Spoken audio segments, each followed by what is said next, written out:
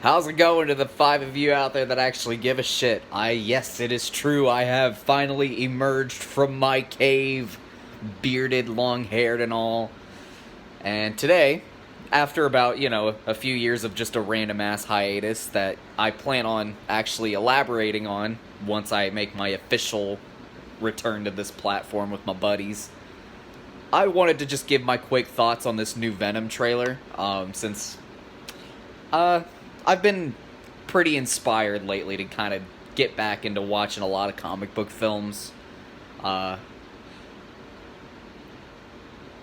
wasn't a big fan of Venom when it first came out, not by a long shot.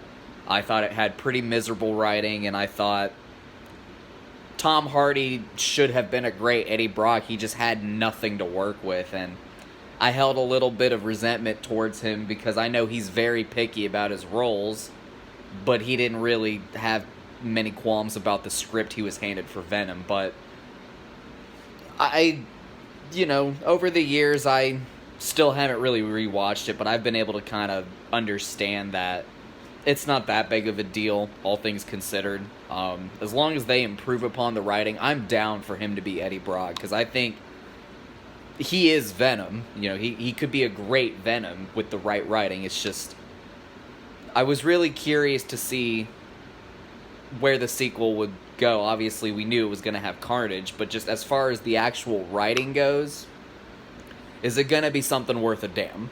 Or is it just going to be something forgettable like the Amazing Spider-Man series? And I feel like we're past the point where that's just inexcusable. As far as just my initial impressions of this trailer go, it looks fine. I have very similar vibes to it where it could go either way. It appears to be, a decently made trailer using clearly the best scenes, or they could be just trying to actually keep everything under wraps to surprise the audience. Who knows? I will say, there was nothing that stood out to me as far as like a specific line went, as far as just, hey, they're improving the writing. It does still feel like somewhat similar of the tropes you would see in a lot of Sony productions, I would say. And at least there was nothing cringy. I'll say that. There was nothing stupidly cringy like that turd in the wind line from the fucking first movie, which I know is a reference, but it's a very dumb reference if you ask me. There's just no way to make that stupid line sound badass. And another thing, really the only other thing that stood out to me, though, was a lot of what you see, like, as far as the clear action sequence setups, all of them take place at night again, which was a big thing that I hated about the first movie, and a lot of people had that same critique, that it's very cheap and it looks ridiculous to see, these symbiotes fighting only at night. It's clearly just a budgetary thing at that point. So, who knows? Hopefully it's really not a case as... Sorry. I'm not going to edit this video down since I'm kind of just recording on my phone, still making the moves of the place that I'm living in, establishing Wi-Fi and all. I just hope it's not a case of same verse, or second verse same as the first.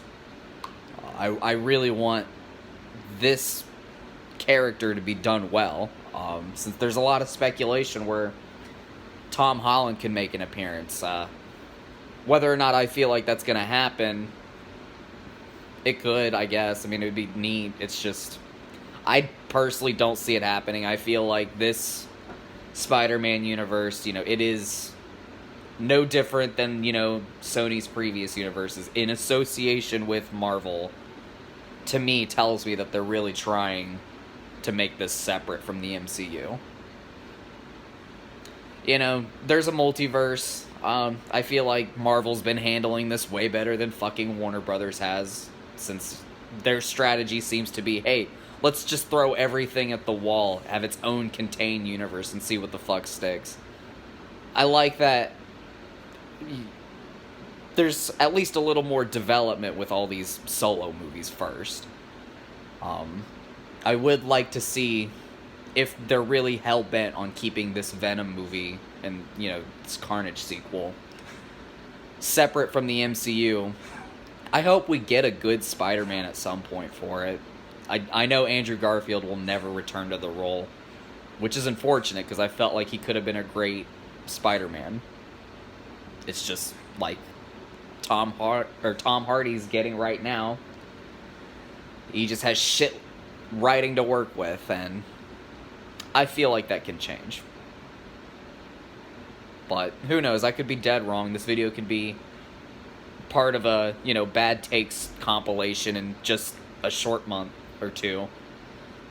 If it is, I'll take the hit. I don't care. I just felt like I had to get this out there, so thank you so much for watching, and I do look forward to, like, actually getting back into the swing of, like, making content, because I've missed it.